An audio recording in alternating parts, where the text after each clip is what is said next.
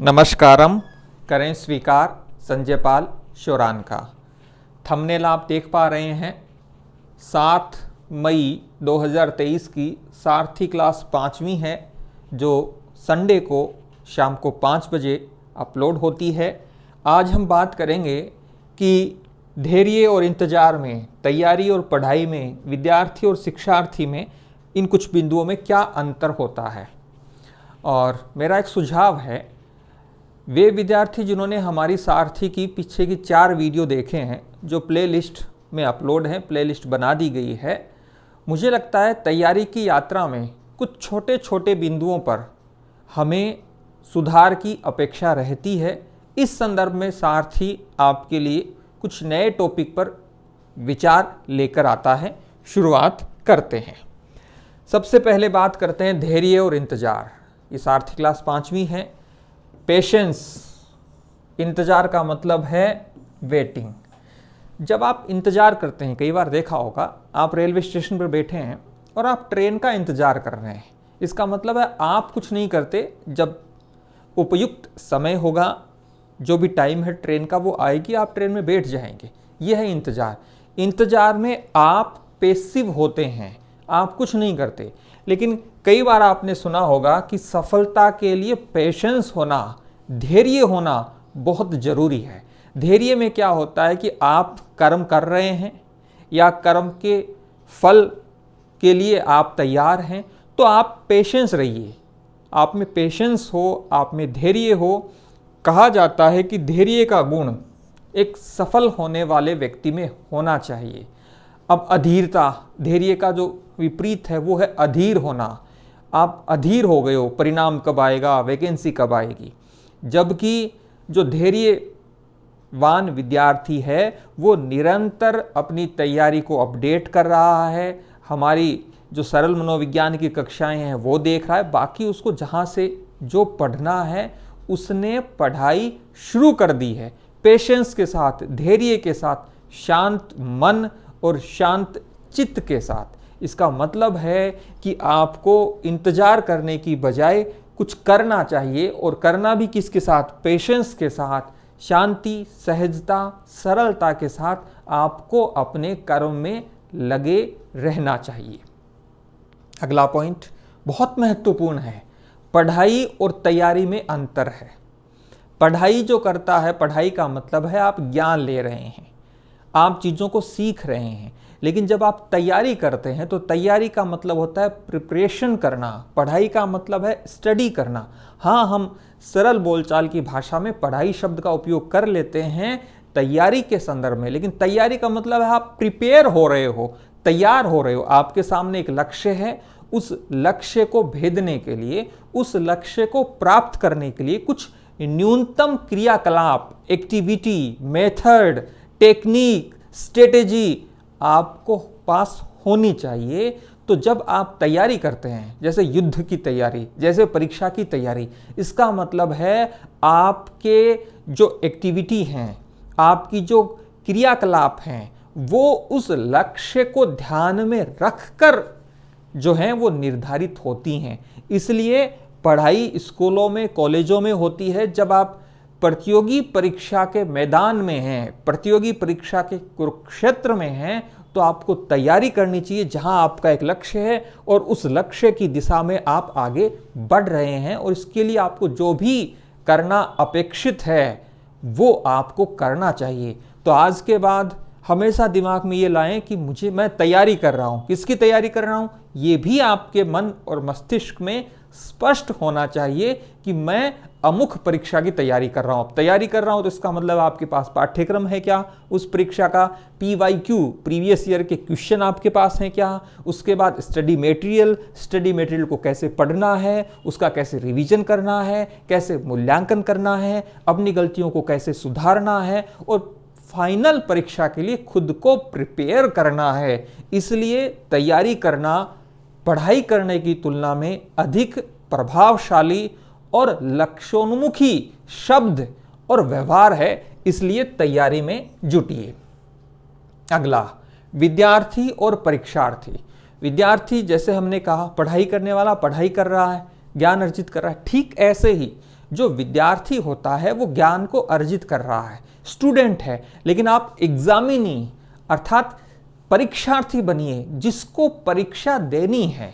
इसका मतलब है यहाँ पुनः तैयारी का जो अगला चरण होगा वो तैयारी और परीक्षार्थी, ये मिलते जुलते से शब्द हैं। जब आप परीक्षार्थी हैं इसका मतलब है आप खुद को तैयार कर रहे हैं परीक्षा के लिए। जब आप परीक्षार्थी हैं तो आप देखते हैं कि परीक्षा में मैं किस प्रकार से परफॉर्म करूंगा। आप अपनी क्षमताओं का विकास करते हैं, जो स्किल है, दक्षता है, कौशल है, वो विकसित होना चाहिए। किसके अकॉर्डिंग? जिस परीक्षा की आप तैयारी कर रहे हैं उसके अकॉर्डिंग। इसलिए ये बहुत महत्वपूर्ण है कि आप विद्यार्थी जो हैं उस विद्यार्थी को मॉडिफाई करिए, विद्यार्थी से परीक्षार्थी बनिए, एग्जामिनी अर्थात परीक्षा देने वाला। जब आप परीक्षा देने वाला बनेंगे तो इसका मतलब है आपके दिमाग में एनी टाइम ये चलना चाहिए, जब भी आप परीक्षार्थी के रूप में तैयारी कर रहे हैं, कि हाँ परीक्षा का ये पैटर्न है, परीक्षा का ये पाठ्यक्रम है, मुझे इस टॉपिक को तैयार करना है, इसको इस प्रकार से तैयार करना है, इसको इस प्रकार से तैयार करना है, खुद का मूल्यांकन करना है, एवोल्यूशन करना है, टेस्ट पेपर में खुद को का परीक्षण करना है। अब यहाँ कुछ विद्यार्थियों के मन और मस्तिष्क में कुछ बालनुमा प्रतिक्रियाएं आ सकती। गुरुजी यूं कहीं हो जैसी, यूं कहीं हो गए, ठीक है, यूं चौक थे, कोई क्लास ही पढ़ा देता इतनी देर में। मेरे भाई ये समझने वाली बात है कि आप किस रूप में हैं। मैं अभी हूं एक शिक्षक के रूप में, कैमरे के सामने हूं, तो मेरा व्यवहार एक शिक्षक के रूप में होगा। मैं यदि अपने घर में अपने बेटे के साथ, बेटी के साथ खेल रहा हूं, मस्ती कर रहा हूं, तो मैं एक पिता के रूप में अपनी भूमिका निभाता हूं, उनके साथ एक दोस्त के रूप में, उनके साथ खेलने वाले साथी के रूप में भूमिका निभाता हूं। इसका मतलब है मेरा व्यवहार वैसा हो जाता है। ये बहुत महत्वपूर्ण बात है। यदि आप केवल विद्यार्थी बने रहते हैं तो आप ज्ञान को निरंतर अर्जित करते जाएंगे, लेकिन आपके दिमाग में ये नहीं होगा कि यार परीक्षा में मेरे को मेरे ज्ञान को आउटपुट देना है। आपके मन और मस्तिष्क में जो ज्ञान संचित है वहां से मुझे निकालना है और सवालों को हल करना है।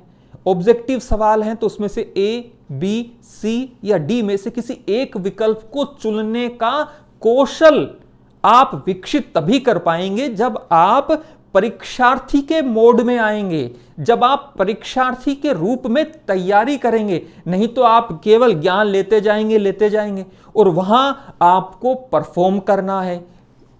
विद्यार्थी केवल रिसीव करता है, ज्ञान को केवल ग्रहण करता है, लेकिन परीक्षार्थी अपनी परीक्षा के अनुकूल ज्ञान को अर्जित करता है और उस ज्ञान से जो है परीक्षा के प्रश्न पत्रों को हल करने का कौशल विकसित करता है। ये होता है परीक्षार्थी। अब आप स्वयं अंतर कर सकते हैं कि आपको तत्काल परीक्षार्थी बन जाना चाहिए।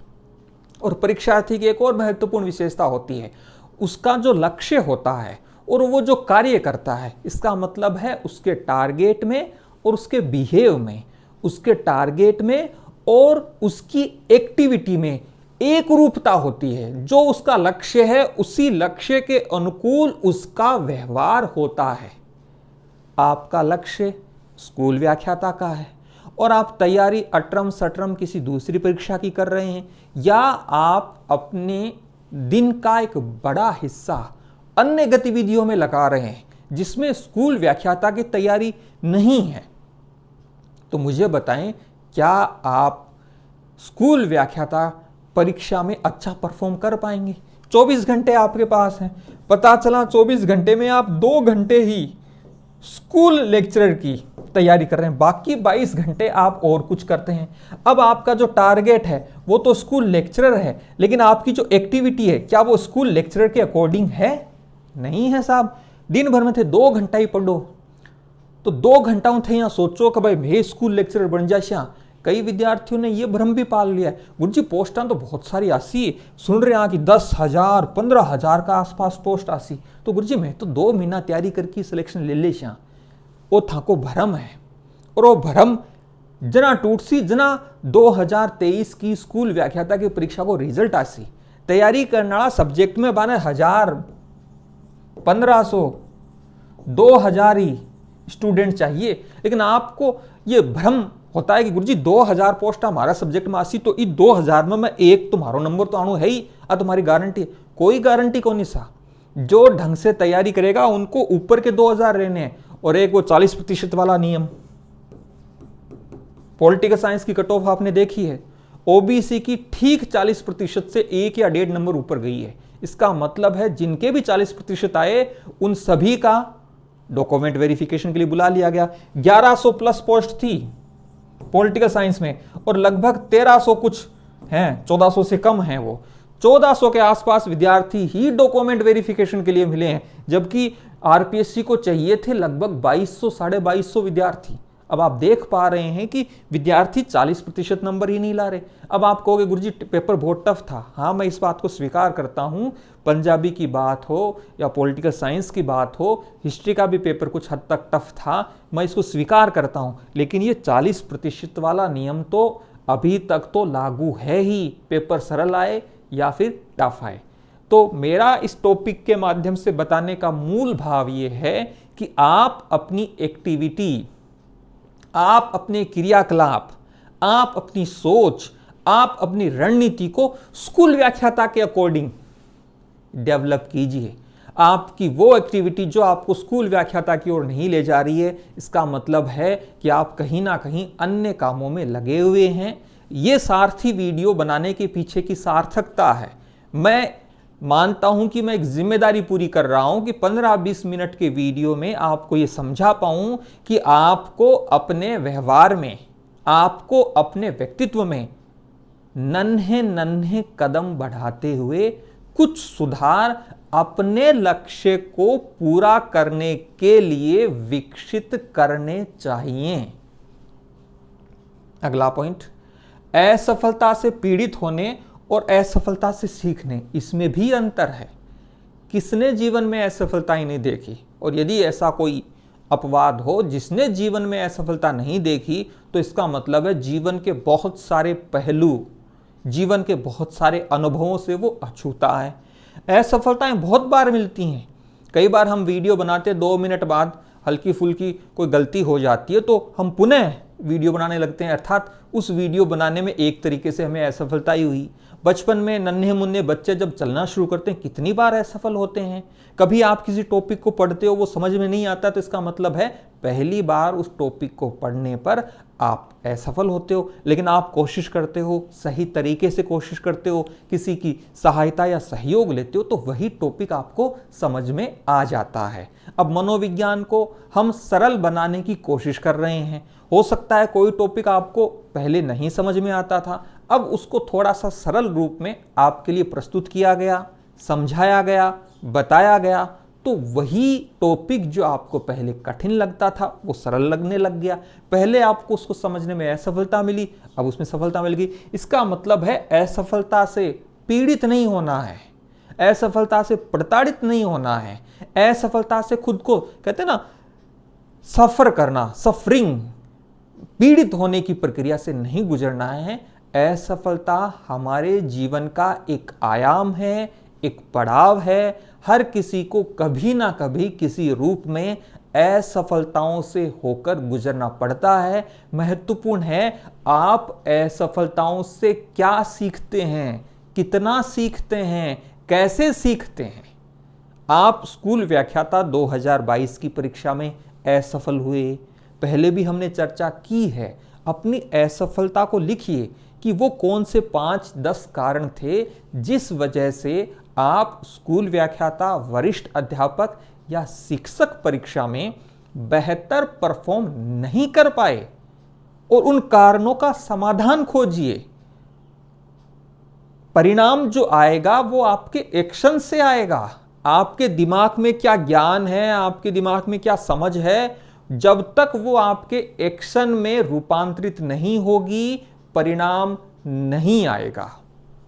इसलिए ये हमारी सारथी क्लास की वीडियो की सार्थकता इस रूप में है कि आप अपने व्यवहार में, पढ़ने के तरीके में, अपने लक्ष्य को भेदने में जो रणनीति बनाते हैं उसको थोड़ा और बेहतर बना पाएं। उस रणनीति में बहुत सारे आयामों को, पक्षों को देखते हुए, अपनी कमियों को समझते हुए, अपनी मजबूतियों को समझते हुए आप अपना लक्ष्य बना पाएं।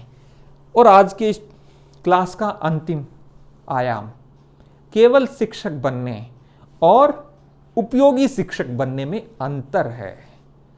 अब्दुल कलाम का एक छोटा सा वीडियो मैंने देखा जिसमें उन्होंने कहा कि 5वीं कक्षा में मेरे शिक्षक ने एक पक्षी कैसे उड़ता है, बर्ड फ्लाई कैसे करता है, इसको समझाया। और वो मेरे जीवन का टर्निंग पॉइंट था कि वहाँ से मैंने अपने सपनों को उड़ान भरने के लिए प्रेरणा पाई। एक शिक्षक तो वो होता है जिसके गोद में सृष्टि और प्रलय, सृजन और प्रलय दोनों उसकी गोद में पलते हैं। शिक्षक तो इस रूप में होना चाहिए। हाँ, स्कूल व्याख्याता की 15,000 पोस्ट आएंगी, 10,000 पोस्ट आएंगी तो 10,000 के आसपास स्कूल व्याख्याता बन ही जाएंगे। लेकिन एक शिक्षक क्या अपने विद्यार्थियों को अभिप्रेरित करने के लिए, क्या अपने विद्यार्थियों में अंतर्निहित क्षमताओं को बाहर निकालकर बेहतर परफॉर्मेंस करने के लिए तैयार कर रहा है क्या? ये एक शिक्षक में और उपयोगी शिक्षक में अंतर है। आने वाली पीढ़ियां आपको किस रूप में याद करेंगी? एक सामान्य शिक्षक के रूप में, या एक वो शिक्षक जिन्होंने भारत के भविष्य का सृजन किया? आपको ये बातें कुछ काल्पनिक और आदर्शवादी लग सकती हैं, लेकिन शिक्षक की महत्ता इसी रूप में है कि वो अपने विद्यार्थियों में जो टैलेंट है, जो स्किल है, जो उनमें दक्षता है, उसको बाहर निकालकर उसको प्रेरित कर सके, उसके अनुसार प्रदर्शन करना सिखा पाए। क्योंकि आने वाला इतिहास आपका और हमारा मूल्यांकन इस रूप में करेगा कि हमने इस पूरी धरती को, मानवता को रहने के लिए कितना बेहतर बनाया है। इस दिशा में हम प्रयास कर रहे हैं क्या? कई टाबर तो कैसी टाबर मतलब आप कैंडिडेट, शिक्षार्थी, परीक्षार्थी गुरुजी आ बात ना कहीं बस एक कर नौकल डी लाग जा, बाद में तुम्हें बन जा चाहे हो। ये आपका भ्रम है। तैयारी की यात्रा में यदि आपके दिमाग में एक बेहतर शिक्षक बनने का हल्का सा भी प्रेरणा नहीं है, ख्वाब नहीं है, तो मुझे नहीं लगता कि आप शिक्षक बनने के बाद एक बेहतर शिक्षक बन पाएंगे। इसलिए विनम्र निवेदन है, शिक्षक बनिए, उपयोगी शिक्षक बनिए, प्रभावशाली शिक्षक बनिए। और इस दिशा में मेरा, मुकेश जी ढाका सर का, यश गुरु की टीम का जो कुछ सहयोग हो सकता है वो निरंतर हम आपके लिए कोशिश कर रहे हैं, आगे भी कोशिश करेंगे। वीडियो को अंत तक देखने के लिए आपका बहुत बहुत आभार। आपके कमेंट का इंतज़ार रहेगा, क्योंकि आपका एक कमेंट भी हमें और बेहतर करने के लिए प्रेरित करता है। धन्यवाद।